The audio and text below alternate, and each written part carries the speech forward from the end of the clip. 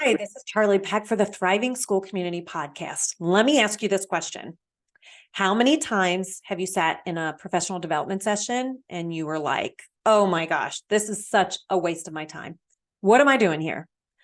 I think we've all been through it, right? We've all been through it. And I've actually been through really great PD where I wanted to go use exactly what I learned. I couldn't wait to do that. However, I didn't have time. I get back to my classroom and I think, how am I going to possibly put this into what I've already scheduled? And oh my gosh, there's a holiday coming up. Or, oh my goodness, I only have a few weeks of school, or before school ends or comes to this break or whatever. And so all the dreams you had to use that great PD, they just don't work. And so that kind of transformation or impact it was supposed to have is not going to do what you were hoping it would do. Okay. And so I've been thinking about this for 10 years and I've been paying attention to what kind of professional development I've been a part of, but I've been thinking a lot about how could I actually use professional development sessions to go back and then integrate it right into what I'm already doing. Like, how do I do that? And it's actually hard to do. It's very hard to do because it's easy to create a product that you can create this big binder for and print it off and have people look through it and try to read it and try to go back and implement all the steps. That is really tough to do. And that's why it doesn't get done. All right. And so how do you then get teacher buy-in? So I also remember a time where I was sitting in PD. Actually, this happened quite a bit because I would have people who were in the mental health field come in and try to teach us how to improve student mental health. Great. We all needed it. We all wanted it. We were craving that. By the way, back then, people weren't even talking about teacher mental health. We are now. It has to happen. It has to be a part of what we're doing. But the tools and strategies they were trying to share with us didn't actually fit into the teacher plan. It didn't fit into what we were doing in our classrooms. And the disconnect there was therapists and mental health professionals have their own roles. And unless you have that lens of what's going on in a classroom and long term, right, you have to understand it in the big picture, then you're not going to really understand how to reach teachers. And so that's what I've been thinking about for such a long time, is how I could serve educators in such a way that they actually would go back and use this stuff. So how do you actually get teacher buy-in? Well, I will tell you, it has to be so very simple that, number one, we'll learn it quickly and that we'll be able to do it quickly and we'll remember it. And that way it all becomes very reflexive. So anything that we make in our professional development and our team, we have to go through that criteria. It has to be so simple that we actually remember to do it. It's got to be easy to do so it doesn't feel onerous. And it needs to be something that we can do reflexively if we learn it and become proficient in it.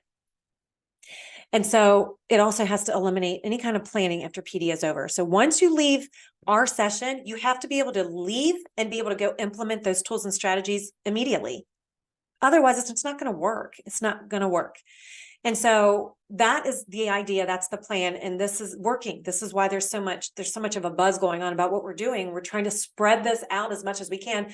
And that's why we wrote the book. We put it in a framework. That book, it's called Improving School Mental Health, the Thriving School Community Solution. I will tell you, if you want immediate solutions, go pick that up on Amazon, because you can just flip through it to a skill. And it doesn't have to be in order. It's kind of is best if it's in order. However, you can look at the data that you have and see where the gaps are that you need to start working on. For example, if you have a lot of teachers who are struggling with challenging student behaviors and they don't know what to do and they're overwhelmed, you can flip to the allo skills. And this is how we respond more effectively to other people and learn to step outside of ourselves to understand other kids and staff behavior, because this is for colleagues too. And this is also for you as a leader. So we had to go back, we had to make it reflexive, we had to make it simple, we had to make it easy to remember. You have to be able to use it immediately, and you can't have to plan for it. It's just got to be something you learn to do reflexively and practice every day. So it's got to integrate into your daily teaching practice and into your daily practice in your building. Whichever role you play, it's got to fit into your day. All right.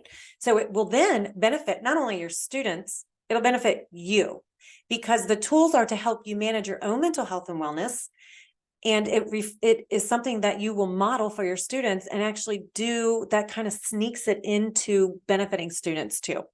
So let me give you an example is if you notice that somebody walks into the staff meeting and your body's responding to that because you're like feeling more anxious because that person has wronged you or that person has micromanaged you for a long time or whatever it is, or you've gotten in a fight with that person or just they say something that irks you over and over. And so your body will respond to that because your nervous system kicks in and your fight or flight mode is going on in your brain. There's lots of reasons we won't get into, but you'll notice your heart might race, or you might shake more, or your jaw might tighten, or you might feel warmer, just whatever that is for you, just notice that that's happening. And so we teach you to understand that you're responding for whatever reason that is. But what you can do about it is you can think about how you're going to change that energy, how you're going to shift out of that so that you can manage to sit in that staff meeting and learn something that you need to learn.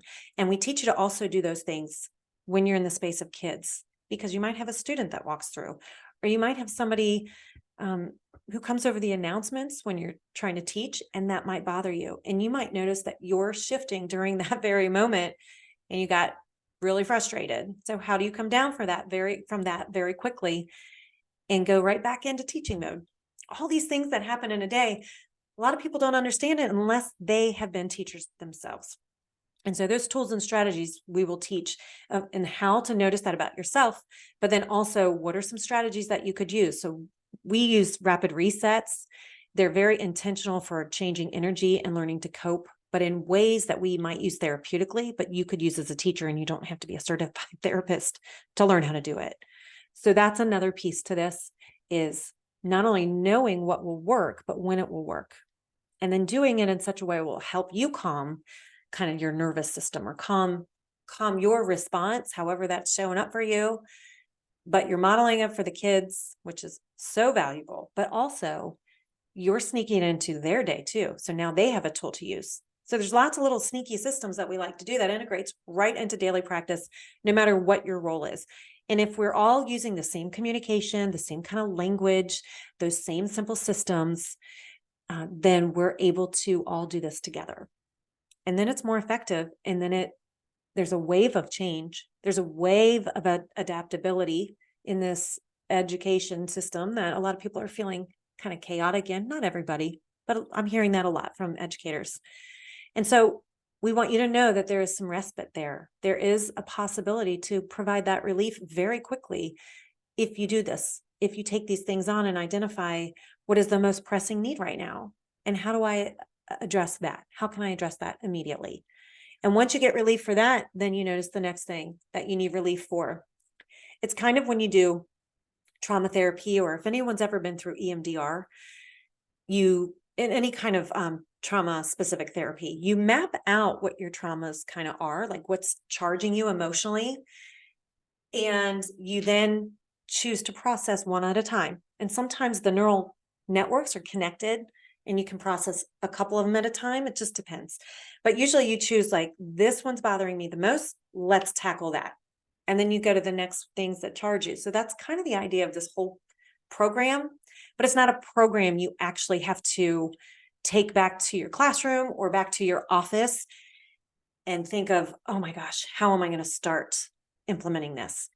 Because guess what? When you leave right from our PD session, you get to implement it right into your day. And by the way, you can do this with your families. And that's why we have parenting pieces here. Dr. Cameron Caswell does, she trains our parents, really educates our parents and equips our parents, because we all need to do this together. And that's how we're going to have sustainability with that kind of change.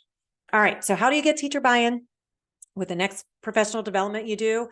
Make sure that it's something that they can integrate into their daily practice and they don't have to take back to their classroom to learn to do or figure out how they're going to fit it into their day. They just shouldn't have to write it down anywhere. It should be something they can reflexively do, because it's so darn simple to remember and so simple to do that they'll remember to do it. All right. And they will have buy-in to that because they need it. And they know it's not only valuable for them, but it will be so valuable to the kids they're teaching at any level. At any level, it is adaptable to any age, in any role in your school building, and out into our families. And so we can do this together. That's how we're going to have that long-term change. Just remember that, okay? Make sure you tell teachers that their mental health matters too, and show it by equipping them as well. And this will help make them feel valued, and this will help them with buy-in. All right.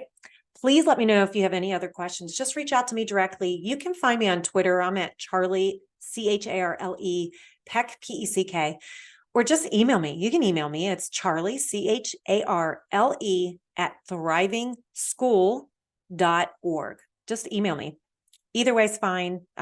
There's a big network of us on Twitter, and we often share resources there. And hey, by the way, did you know you could get a lot of resources from us too that are totally free? If you go to thrivingschool.org, you'll see a button at the top and it'll say free resources. We've got a free book study kit. It's great. It's a great thing to bring staff together. It's a great thing to do to bring parents and staff together to really strengthen that school community. So we're always thinking about you guys.